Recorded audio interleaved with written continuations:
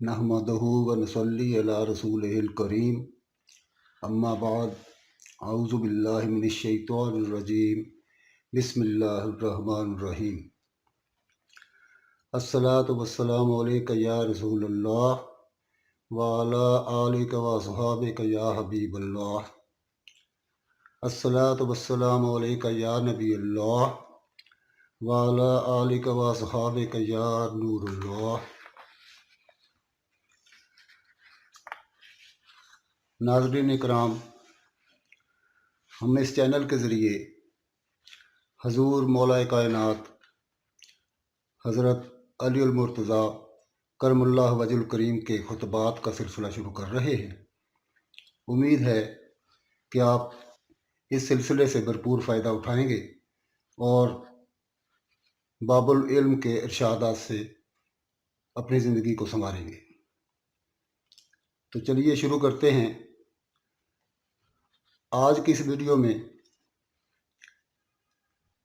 हम मौला कायनात के पहले खुतबा का ज़िक्र करेंगे। इस खुतबा मुबारका में ज़मीन व आसमान और सैयदना आदम अलैहिस्सलाम की पैदाइश का तज़किरा है। हम इन खुतबात में सिर्फ तर्जमे को पेश करेंगे ताकि तवालत से बचा जा सके। तो चलिए शुरू करते हैं। खुतबा नंबर 1। मौला कायनात हज़रत अली करमल्लाह वजहुल करीम ने इरशाद फरमाया, हर ज़माने में हर हम्द करने वाले की हर तारीफ़ बिला वास्ता या बिल वास्ता अल्लाह रब्बुल आलमीन के लिए ही है, जिसकी तारीफ़ तक बोलने वालों की रसाई नहीं और शुमार करने वाले जिसकी नेमतें शुमार नहीं कर सकते और कोशिश करने वाले इसका हक अदा नहीं कर सकते। वो खुदा जिसकी हकीकत ज़ात को हिम्मतों की बुलंद परवाज़ियाँ नहीं पा सकती और फ़िक्रों की गहराइयाँ उसकी तह तक नहीं पहुँच सकती। उसकी सिफ़ात की कोई हद मुअय्यन नहीं, ना कोई ऐसी लुग़त मौजूद है जो इन सिफ़ात की हकीकत बयान कर सके। ना इसकी इब्तदा का कोई वक्त है जिसे शुमार किया जा सके और ना ऐसी मुद्दत दराज है जिसकी इंतहा हो सके। उसने मखलूक़ात को अपनी कुदरत व इख्तियार से पैदा किया और हवाओं को अपनी रहमत से फैलाया और ज़मीन की बे इख्तियार हरकत को पत्थरों यानी पहाड़ों की मेखें नस्ब करके साकन किया। दीन की बुनियाद खुदा की मार्फत है और उसकी मार्फत का कमाल उसकी तस्दीक है और इसकी तस्दीक का कमाल उसे वाहिद व यकता मानना है। इसके इकरार व वहदानियत का कमाल इसे हर चीज़ से बरतर समझना है और कमाल इखलास उसकी ज़ात से नाज़ेबा सिफ़ात की नफ़ी है, इसलिए कि हर सिफ़त शाहिद है कि वो अपने मौसूफ़ की गैर है और हर मौसूफ़ शाहिद है कि वो अपनी सिफ़त की गैर है। लिहाजा जिसने ज़ात खुदाबंदी के अलावा सिफ़ात मानी उसने अल्लाह का साथी मान लिया और जिसने उसका साथी मान लिया उसने दुई पैदा की और जिसने दुई पैदा की उसने इस वहदहुल ला शरीक के जुज़ मान लिए और जिसने उसके अज्ज़ा मान लिए वो उसे ना पहचान सका और जिसने उसे नहीं पहचाना उसने इसे इशारा के लायक समझा और जिसने उसके तरफ इशारा किया उसने उसे महदूद कर दिया और जिसने उसे महदूद कर दिया वो उसे शुमार के काबिल समझा और जिसने ये पूछा कि खुदा किस चीज़ में है उसने किसी चीज़ के ज़िमन में करार दे दिया और जिसने ये कहा कि वो किस किस मकाम पर है तो उसने दूसरे मकाम को उससे खाली समझा। वो खुद मौजूद है, किसी की इजाज़त से मौजूद नहीं। वो अज़ली है, अदम से वजूद में नहीं आया। वो हर शय के साथ है मगर जिस्मानी हैसियत की तरह नहीं। वो हर शय से जुदा है मगर ना जिस्मानी जुदाई की तरह। वो हर चीज़ का फ़ाइल है मगर हरकत तो आला की मदद के बग़ैर। वो खलकत से पहले अपनी मखलूक़ात का निगरान था। وہ اکیلا ہے، اس کا کوئی ساتھی نہیں جس سے وہ مانوس ہوتا ہو اور اس کے نہ ہونے سے گھبراتا ہو۔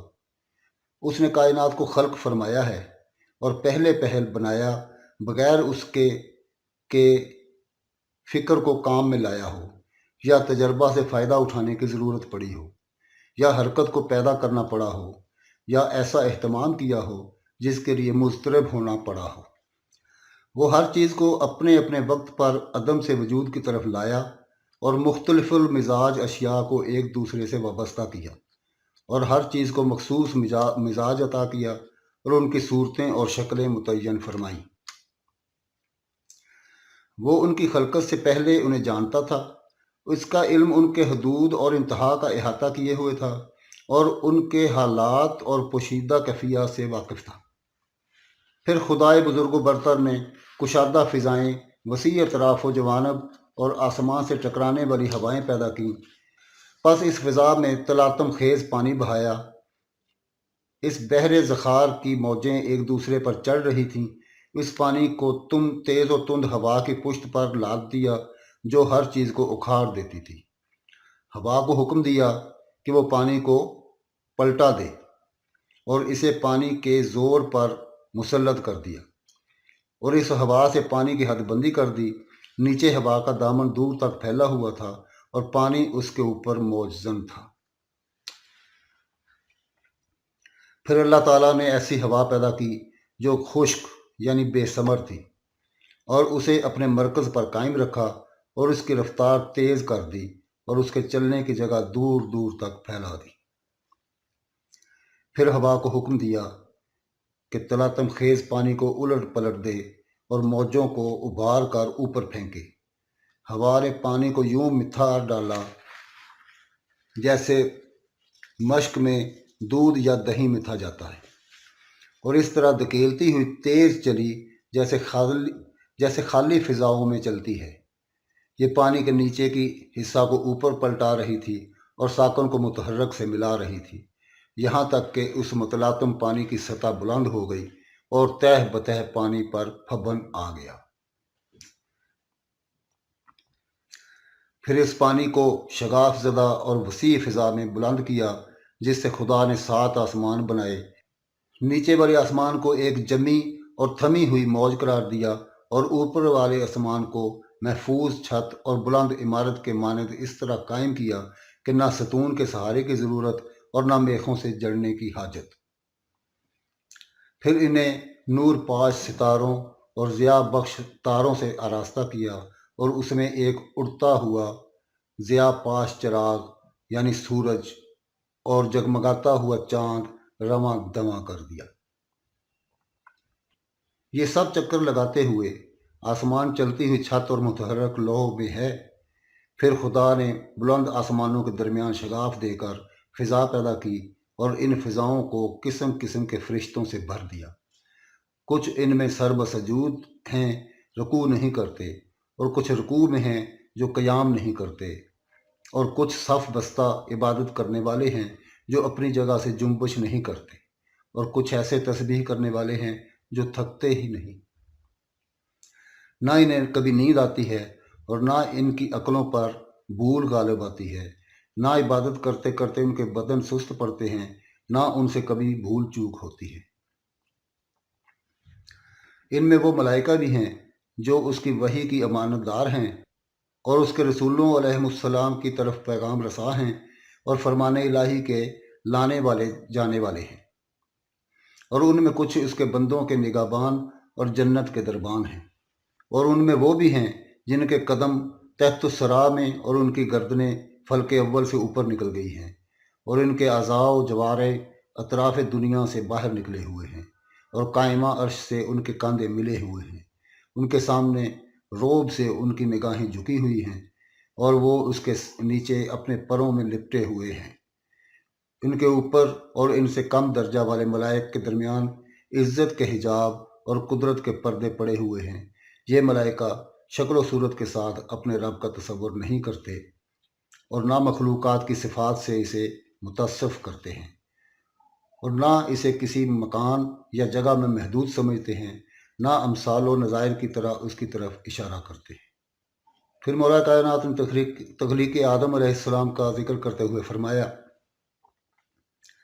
پھر خدائے بزرگ و برتر نے سخت و نرم و شیریں و شور زمین سے مٹی جمع کر کے اسے پانی سے سانا یہاں تک کہ وہ ٹھیک ٹھاک بن گئی، اور اسے تری دے دے کر گوندا یہاں تک کہ اس میں لیس پیدا ہو گیا۔ پس اس سے خدا نے ایک صورت تخلیق فرمائی جس میں ترچھی ہڈیاں اور جوڑ تھے، اعضاء و جوارے اور پٹھے وغیرہ تھے۔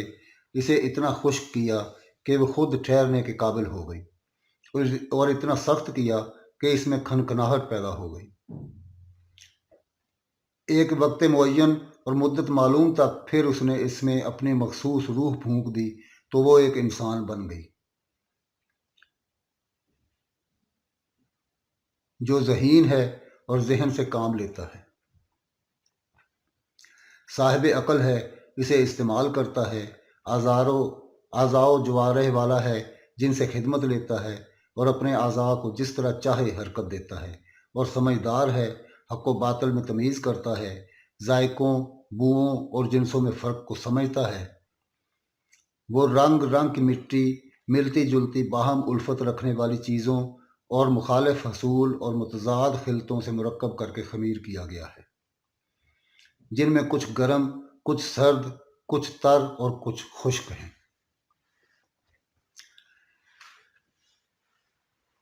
خدا نے فرشتوں سے چاہا کہ وہ اس کی امانت ادا کر دیں، اور انہیں اپنے عہد وصیت کی جانب متوجہ کیا کہ وہ آدم علیہ السلام کی طرف سجدہ کریں اور اس کے سامنے اپنا سر نیاز خم کر دیں۔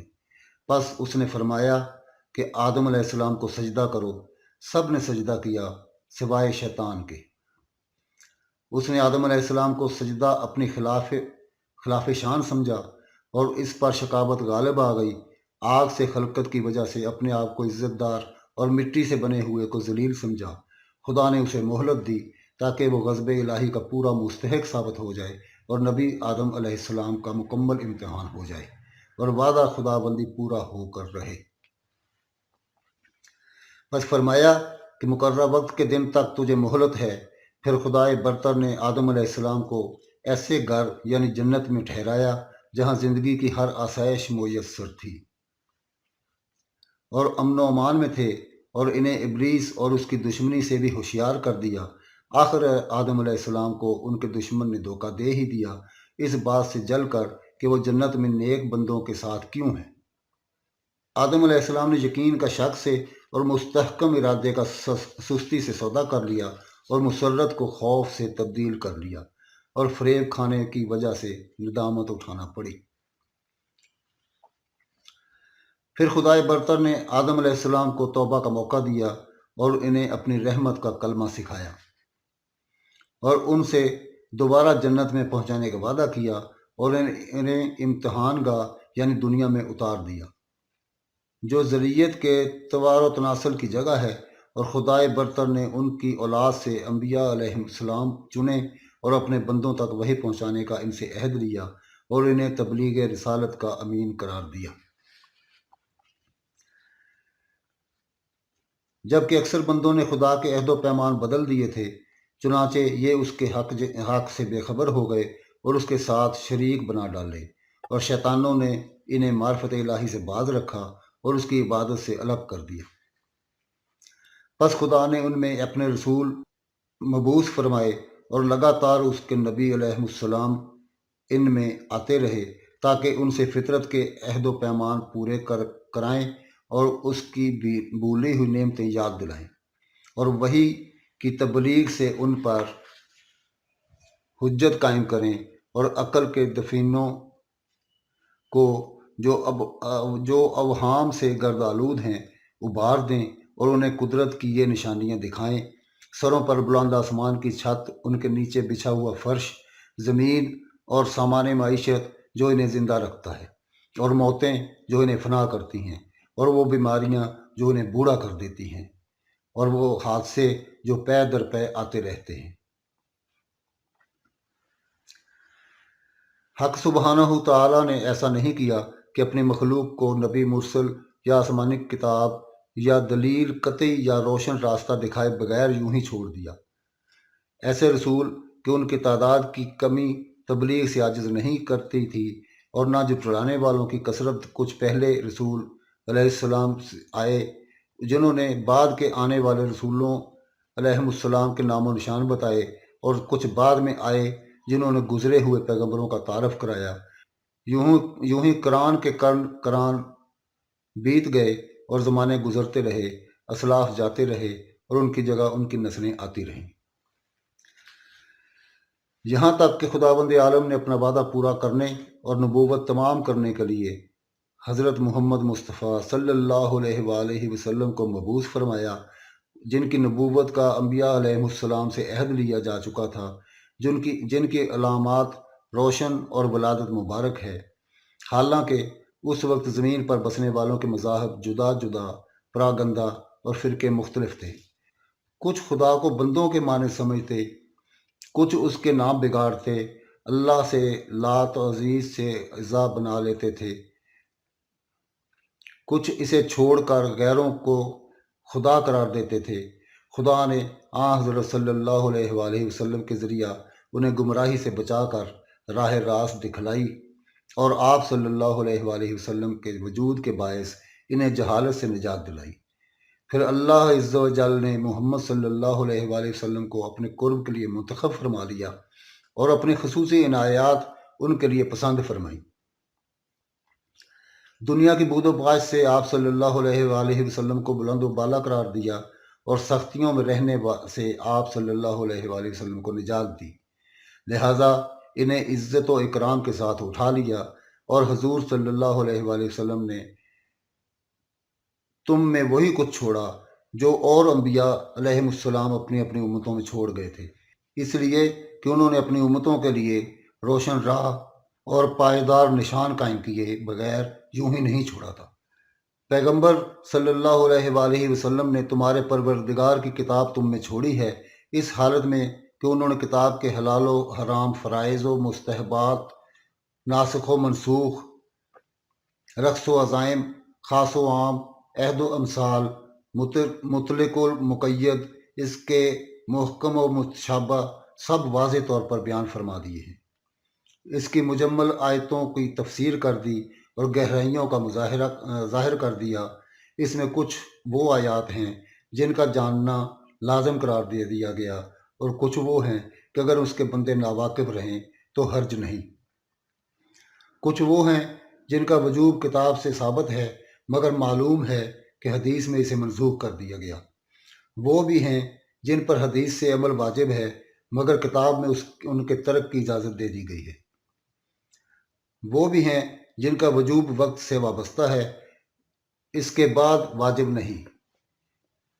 قرآن کے محرمات میں بھی فرق ہے، کچھ کبیرہ ہیں جن کے ارتکاب پر خدا نے دوزخ کی آگ سے ڈرایا ہے، اور کچھ صغیرہ ہیں جن کے مغفرت کی امید دلائی ہے، اور وہ بھی ہیں کہ قلیل بھی مقبول ہیں، مگر زیادہ سے زیادہ ادا کرنے کی گنجائش رکھی گئی ہے۔ تو ناظرین، یہ تھا مولا کائنات حضرت علی کرم اللہ وجہ الکریم کا پہلا خطبہ۔ یہ نہج البلاغہ سے لیا گیا ہے، اور منوان جیسا کہ اس میں درج ہے ویسے کہ ویسا ہی ترجمہ اس میں ہم نے پیش کیا ہے۔ تو امید ہے کہ آپ اس سے کچھ نہ کچھ علم حاصل کریں گے، اور یہ سلسلہ آئندہ بھی چلتا رہے گا۔ آئندہ ویڈیو میں انشاءاللہ خطبہ نمبر 2 پیش کیا جائے گا۔ تب تک کے لیے اجازت، اللہ حافظ۔